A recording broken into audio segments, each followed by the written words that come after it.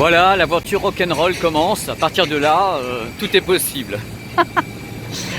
Parce que croyez-moi, tout est possible. C'est parti, embarquement immédiat. Je dois être tout au fond en plus. Let's go. Ah voilà. S'il n'y en avait qu'un, c'est pour moi.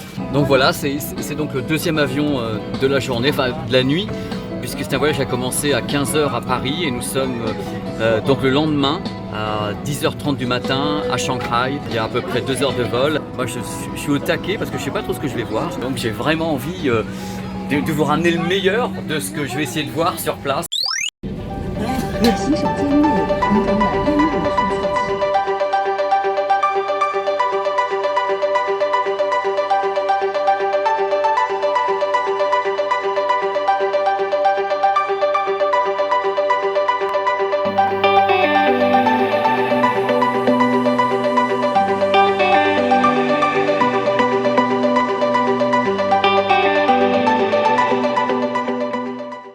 Oh là là là là.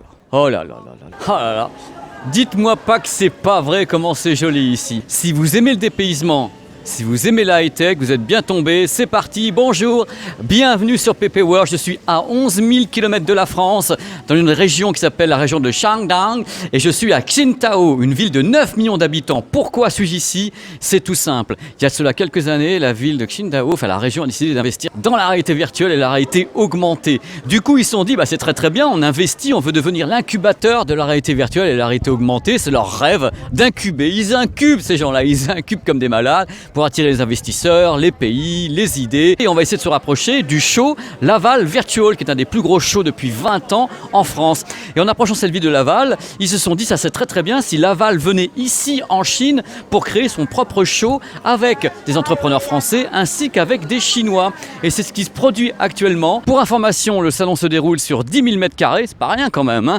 Il y a une centaine d'exposants, dont 70 exposants chinois, 3000 visiteurs attendus. Enfin bref, vous verrez des images étonnantes dans ce reportage parce que c'est étonnant. Let's go to Laval Virtual Asia.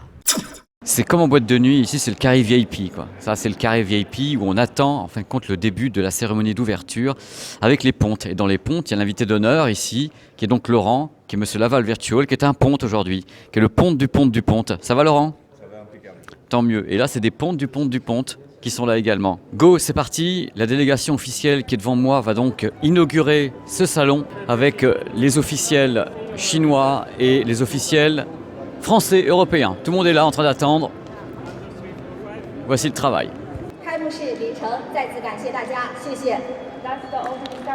Et voilà, ça y est, Laurent est content, il a coupé le cordon. Et voilà. C'est le début officiel de cette deuxième édition de Laval Virtual Asia. La réalité virtuelle mène à tout, regardez un petit peu, rassurez-vous, ce ne sont pas des animaux empaillés, c'est des animaux en plastique. Là, c'est un parcours initiatique absolument dingue. Vous allez voir la taille de cet endroit. Vous avez carrément un groupe de 5 personnes qui sont ici. Avec le Vive, vous avez des émetteurs partout qui sont là-haut. Ils sont dans la jungle actuellement. On va les regarder justement avec un écran de contrôle où ils sont. Ils sont avec les backpacks qui sont derrière. Il y a une autonomie complète. Ils se voient entre eux et on va aller voir ce que eux voient. On va aller sur l'écran de contrôle directement qui est ici. Et eux, ils sont déjà dans la nature complètement. Voilà. Ils vont apparaître, en plus vous allez voir un petit peu les schémas. Voilà, les personnes sont là. Et je suis venu pour voir des choses comme ça justement.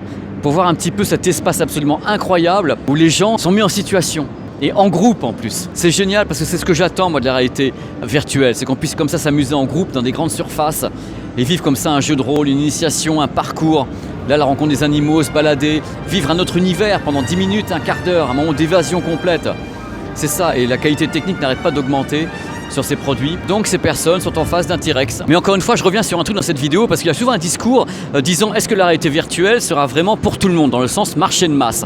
J'ai un peu de mal à imaginer tout le monde chez soi avec un masque de réalité virtuelle sur le nez. C'est un truc que j'ai du mal à imaginer, je peux me tromper. Mais je pense que les gens voient ça comme un moment d'évasion mais qui est ponctuel, c'est-à-dire quelque chose de sporadique. À un moment donné, on décide en fin de compte d'aller dans un VR Center ou d'aller faire un petit tour comme ça dans un monde imaginaire pendant 15 minutes, mais ça s'arrête là. Les gens ramènent pas forcément ça chez eux. Donc c'est là où les gamers peuvent être pas tout à fait d'accord avec moi, puisque le gaming est un autre univers où vraiment le gaming en VR est quelque chose de très particulier, qui a vraiment des fervents admirateurs. Mais globalement, le public, les gens que je questionne ici, les gens me disent ok, c'est un moment génial, mais est-ce que vous voulez ça chez vous? Est-ce que vous voulez un masque chez vous comme ça pour avoir des trucs? Oh ben non, on préfère le faire entre amis, faire comme ça des escape rooms ou faire des expériences comme ça entre nous. C'est ce que l'on veut faire. Donc le marché domestique de la réalité virtuelle me semble non pas compromis, mais plutôt élitiste, plutôt réservé à certaines personnes qui veulent vraiment aller comme ça dans un monde virtuel tous les soirs chez eux. L'industrie a besoin d'un marché de masse pour fonctionner. Là pour le moment, c'est vraiment les professionnels, c'est vraiment des choses qui sont particulières. Il y a l'éducation, il y a le médical, il y a la formation, par exemple des vendeurs, des entrepreneurs. On le fait avec des masques VR, ou bien piloter une voiture qu'on veut acheter, des trucs comme ça. Ça, dans le monde de la VR, c'est oui et 1000 fois oui. C'est un truc auquel je crois, mais au fond de mes tripes. Comme il est beau, comme il est beau. Les masques font peur. Non, mais je suis sérieux, vous allez voir, les masques font peur. On dit que c'est lourd, que voilà, la tête vient avec, les yeux explosent et tout. Celui-ci, pas vraiment. Voici le Pico G2. Alors, Pico G2 est un produit tout en un. Il sait tout faire directement. Regardez un peu la conception déjà. La batterie est ici. Voilà, on est sur le salon. Je vous montre avec les petits doigts. La batterie est derrière. Donc, quand vous l'avez sur la tête, c'est équilibré en même temps. C'est un produit qui est fait non pas pour la VR, mais qui est fait plutôt pour le gaming, pour regarder des films avec une définition 1440 x 1600, 90 Hz maximum. Il est compatible 4G directo le bestiau. 4G directement, il intègre un Snapdragon, donc Qualcomm 835 à l'intérieur. Voilà, c'est le Pico G2. Il y en a un qui est plus évolué, qui coûte plus cher et autres, mais celui-ci c'est le plus abordable de toute la compagnie. Alors là, vous avez le stand Ericsson. Tout va bien, Ericsson ils sont là. En face, vous avez le stand China Mobile. Le point commun entre China Mobile et Ericsson, il est là. 5G. Et qu'est-ce qui est associé à la 5G? Regardez, 8K. Oh, les beaux téléviseurs, Hisense, 8K incurvé. Il est incurvé celui-ci en 8K, il est là, il est mignon. Je me mets à votre place. Ça va être un petit peu de la science-fiction de me voir ici à Qingdao, donc au fin fond de l'est de la Chine, et entendre parler de 5G, de 8K, des téléviseurs 8K incurvés chez Hisense et autres. Mais pour eux, c'est une réalité. C'est-à-dire que le marché chinois est un des marchés pilotes, voire le marché pilote de la 8K dans le monde. On a d'abord équipé la Chine avant le Japon. Et c'est même Sharp qui a commencé à équiper la Chine avant le Japon en 8K. Donc c'est pour vous dire à quel point ici les enjeux industriels sont juste gigantesques. Quand il y a des entités comme China Mobile ou bien comme Ericsson China ici qui pensent à la 5G, des cartes SIM, des matériels qui sont équipés de cartes SIM 5G, des box 5G pour balancer du 4K au débit ou de 8K, c'est pas rien. Je veux dire, c'est vraiment qu'ils ont une vision qui est très très proche, donc 2020, 2021, 2022. Et vous savez un truc, quand les Chinois aiment, ils sont nombreux. Ils sont très nombreux. Donc en effet, si ça prend ici, vous allez voir une explosion du truc de folie. Imaginez toute une génération de matériel qui aurait directement la carte SIM 5G à l'intérieur. Un PC, un masque de réalité virtuelle, n'importe quel système, bien sûr les smartphones et autres, une tablette, un téléviseur et tout ce petit monde pourrait recevoir directement des images en haut débit directement par la 5G. Ça donne vraiment une perspective absolument dingue du futur. Je reviens là-dessus parce que pour eux, c'est carrément une réalité. Ils sont en train de bosser avec.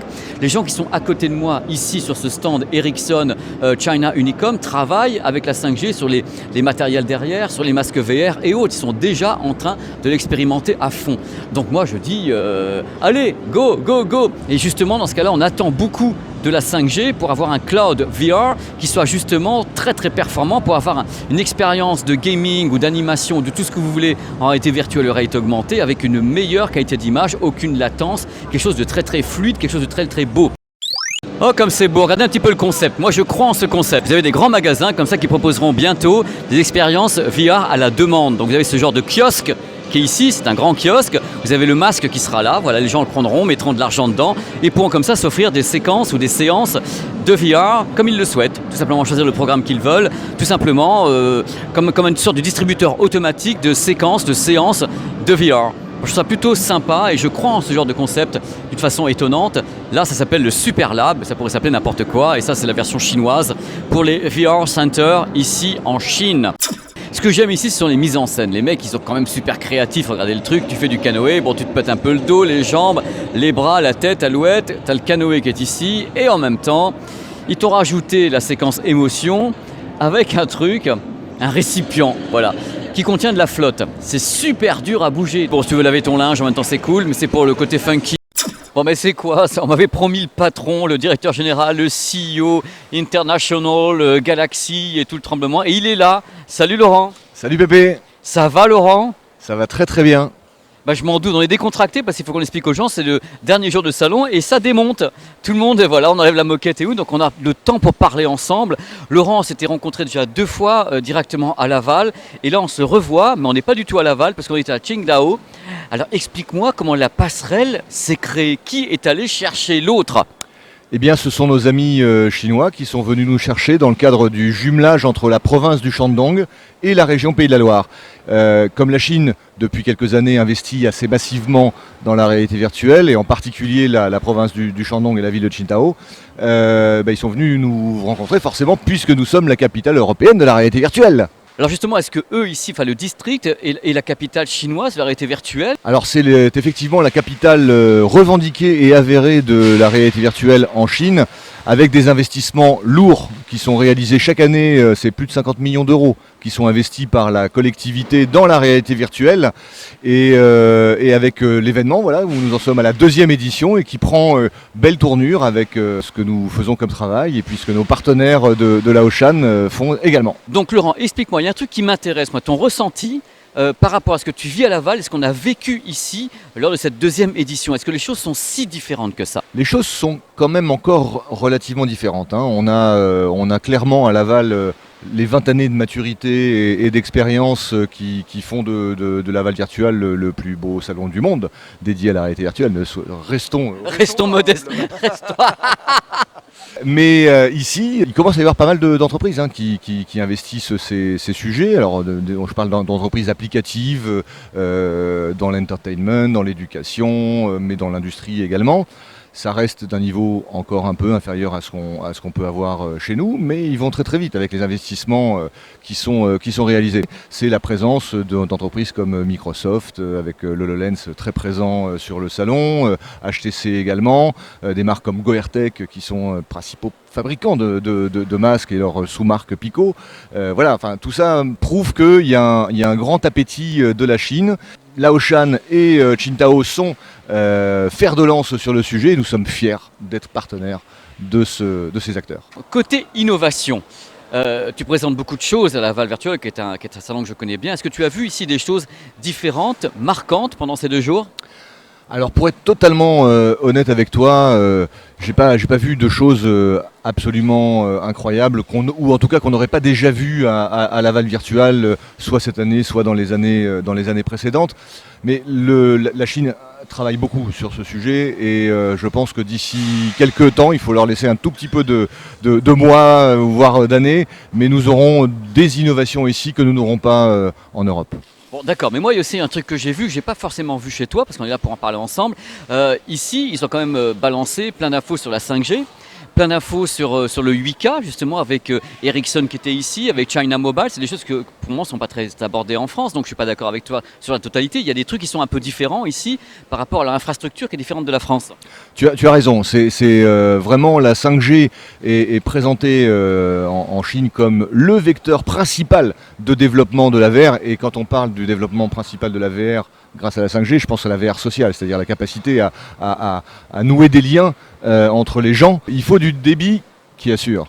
Justement, et l'absence de latence. Quand on joue, justement, si les masques sont directement équipés d'une carte SIM 5G, on peut avoir un cloud qui balance le tout sans latence. C'est l'idée de base ici de pas mal d'entreprises que j'ai pu rencontrer. Si tu veux, il y a la partie qui passe par le réseau téléphonique, mais il y a aussi la partie qui passe par de la fibre, par exemple. Et ce que nous avons à Laval et en Mayenne, c'est quand même un réseau fibré qui est remarquable. Donc là-dessus, on est très conscient en France aussi que la grande quantité d'informations qui doit transiter dans le cadre des applications de VR, et notamment des applications grand public, doit passer par des réseaux béton. Voilà. On est d'accord. Alors moi aussi, tu sais, je suis un spectateur ici. Je suis venu, j'ai regardé, j'ai passé 2 jours à parler avec les gens. J'ai vu quand même majoritairement des gens qui étaient de l'industrie qui étaient ici, et pas tellement de l'entertainment, du grand public. C'était quand même assez limité, tandis que chez toi, je vois plus entre guillemets, d'attractions. Là, ici, il y a vraiment toutes les entreprises qui sont ici. La différence, peut-être, je l'ai ressenti comme ça, moi. Alors ça, je ne suis pas tout à fait d'accord avec toi, bébé. C'est bien que tu sois d'accord. Un partout. C'est bien que tu sois pas d'accord. C'est très très bien que tu sois pas d'accord. Je veux qu'on soit pas d'accord avec moi parce que ça ouvre le débat. Oui, parce que je pense que à Laval, on est au contraire très pro, très orienté B2B, et la partie je dirais, entertainment ou application à destination du grand public, est là plutôt pour inspirer les professionnels. C'est-à-dire qu'on c'est pas le cœur de notre exposition sur Laval. Ici, c'est vrai qu'il y a beaucoup de professionnels, mais c'est vrai aussi que dans ce que je ressens, parce qu'il y a ce qu'on voit sur le salon et il y a ce que je ressens de ce que font les acteurs et de ce qu'ils nous disent, que l'entertainment est un sujet d'ampleur en Chine. Les parcs d'attractions, le cinéma VR, toute la production de fiction, de documentaires, d'images 360, etc. Tout ça est en pleine ébullition, en pleine effervescence. Il y a des structures qui sont dédiées à ça. Voilà, c'est très important. Pendant que je te tiens, et tu as une question qui me taraude et qui taraude tous les gens qui regardent les vidéos un peu partout. L'avenir de la réalité augmentée, enfin on va plutôt parler de l'avenir de la réalité virtuelle. Est-ce que toi tu crois que ce marché va devenir un marché de masse au sens masse du terme? Parce que moi un marché de masse par exemple c'est les téléviseurs, les consoles, les trucs comme ça. Tu le sens comme ça dans l'avenir ou malgré tout toujours une partie de VR Center, les gens qui sortent à l'extérieur de chez eux pour mettre un masque et pas ouvertement chez eux? Je pense sincèrement que si on arrive, et c'est en train de se passer, si on arrive à faire de la production de contenu rapide, pas cher et de qualité c'est ça qui est important, on va arriver à un déploiement massif. Les VR Centers sont pour moi des moments intermédiaires, un peu comme dans les premiers jeux vidéo, etc. Tu vois, c'est des moments intermédiaires qui permettent d'évangéliser, qui permettent de justifier des investissements qui restent encore un petit peu lourds pour l'individu, mais qui sont pour moi une phase transitoire.